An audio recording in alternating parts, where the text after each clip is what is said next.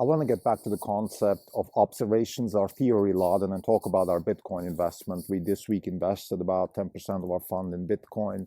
And I want to particularly talk about the fact that for a while I was first negative and then kind of understood it. And now we invested quite a chunk. It's our second largest position in the fund. And how that came along. And I think it's a very good example of how observations are theory, laden. This is a concept from David Deutsch, Karl Popper, Paul Feyerabend. I want to talk about these concepts in the context of a hedge fund. This is a Not Even Wrong podcast. It's October 22nd, 2021. This is Krim Delco. Since the last update, we're up 4.5%. The market's up 20 basis points. For the year, we're up 24.06%. The market's up 19.4%. We're outperforming by roughly 4.7%. This is the first time we're outperforming for quite a while. And of course, it's good news. We're very happy about that. Driven by Tesla. Primarily this week was earnings week. Tesla did extremely well before the earnings and added another about almost 5% after earnings. Is now at all-time high at about $910 a share.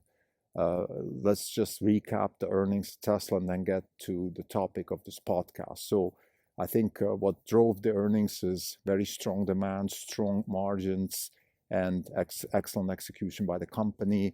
I think the risks are primarily now on the political front, in particular the US. I would consider the biggest risk for Tesla because the unions, and in particular the unions that are very instrumental with the Biden administration, are getting a bigger voice. I think also Detroit is fighting back. And those are risks that right now maybe are not acute. I wouldn't say they're in the realm of we have to sell the stock or something like that, of course, because number one, we believe that no matter how much bureaucracy you throw at a company, the bureaucracy will always be lagging the company. And most importantly, also Tesla is very, very agile also in this realm, and they will hopefully understand the seriousness of the problem and fight back accordingly. So this is, in general, the way we see the earnings call. We're very happy with the stock, with the earnings, and we also we second the market in terms of paying up for the stock because the performance is amazing. I also want to reiterate our fundamental thesis with Tesla as far as the stock and the earnings are concerned, and this would be that we believe that you have a company that is driving volume, increasing the installed base, and then will be able to drive revenues through the installed base, through software. And this is really the fundamental thesis about the high valuation of Tesla. Now let's get back to our second investment this week. I think the biggest news in a while, which is we actually put roughly 10% of the fund into Bitcoin. This has been, I would say, coming, but it's just fascinating how theory, laden observations are. And this is a perfect example. We have been watching Bitcoin now for years. The first time I encountered Bitcoin was sort of in the 2013, 2014 timeframe. I met a company at TechCrunch called Coinbase. I looked at them. I spoke with people there. I don't know who they were, maybe the CEO. I have no idea. They were a small company, a small booth. And I just looked at this whole situation from the wrong side, because my theory back then was that this is a nerdy thing and also a sort of thug thing. So thugs, bad actors will jump on this bandwagon and try to manipulate people into doing things that they shouldn't be doing. This was generally my theory. There were a few people on Wall Street that jumped on the bandwagon, people that I felt have a bad reputation that I personally didn't like. They also jumped on that bandwagon. So my theory, my way of looking at the Bitcoin space was this is not a good situation.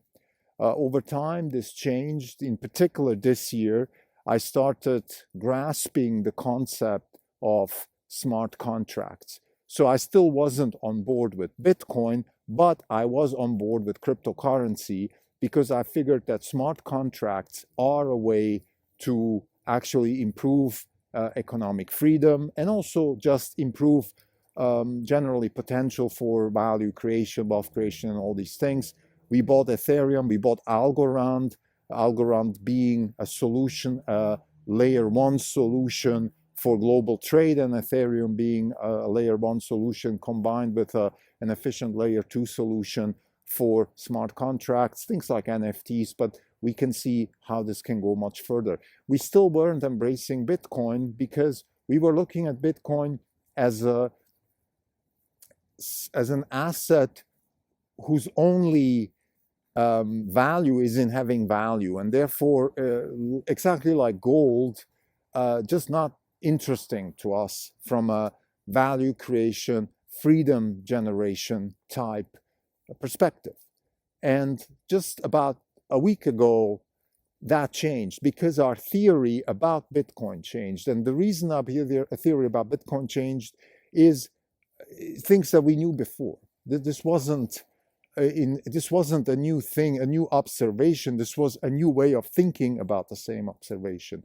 And the way we think about Bitcoin now is that we believe that money is an information tool for labor allocation. Free money allows people to freely allocate themselves towards the global economy with products and services, which is the ultimate freedom, other than, of course, the habeas corpus, which is meaning if you're not incarcerated physically, if you can stay away from the gun and the chains, then you are fully free as far as economic activity is concerned. So whatever economics can add to freedom, again, I'm distinguishing because I asked myself a few days ago in an episode, what would Lenin have done with Bitcoin?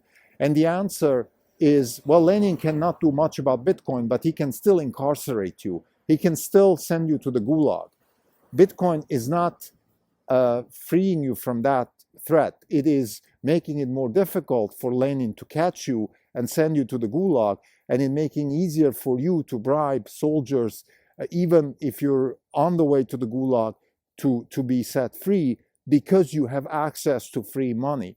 But it is certainly still a problem when it comes to physical activity. In other words, you can be as free as you want. If somebody chooses to shoot you, there's nothing cryptocurrency can do about that. So I'm just bringing that out to be clear that we don't think that economic freedom is the ultimate freedom. The ultimate freedom, of course, combines economic freedom and personal freedom.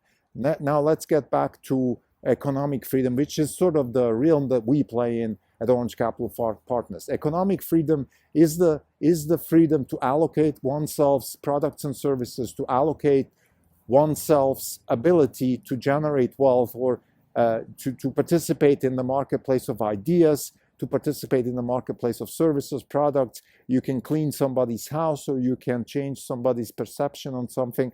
It doesn't matter in which market you're in, as long as you're free to do that and free to be paid and get the money and free to spend the money. I think you have a big amount of freedom. And the purpose of this fund is to generate wealth by investing in fundamentally new concepts and engineering practices. And wealth, the measure of wealth is freedom. So we're really in the freedom generation business. And what changed our perspective this week was the fact that free money actually is absolutely instrumental in proliferating freedom.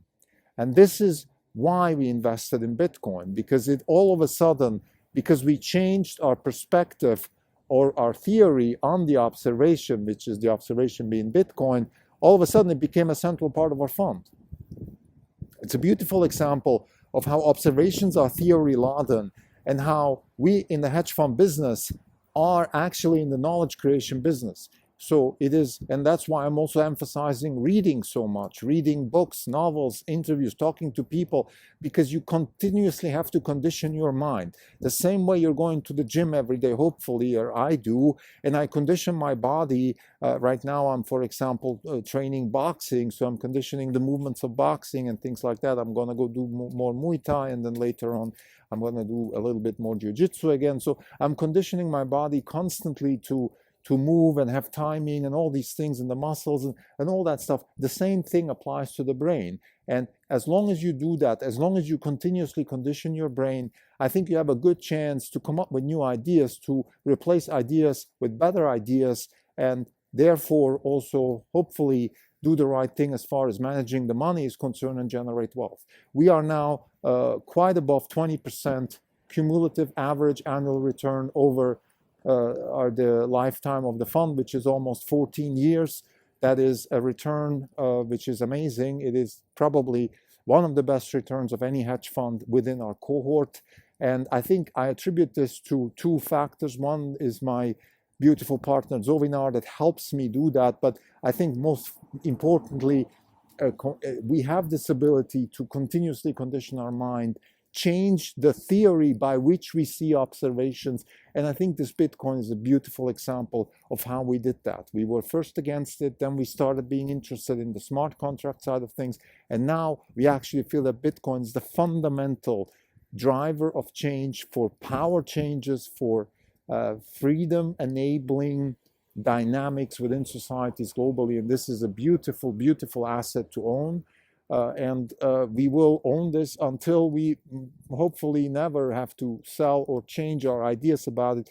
Of course, there are caveats here. Maybe Bitcoin will not succeed. Maybe it will be taken over by fanatics that will change the purpose of Bitcoin, and all these things might happen. But given the protocol, the way we understand it, it is designed, it is very difficult to actually change the dynamics within the Bitcoin community, and most importantly also, within the Bitcoin protocol. And the community itself also is on board with exactly this thesis.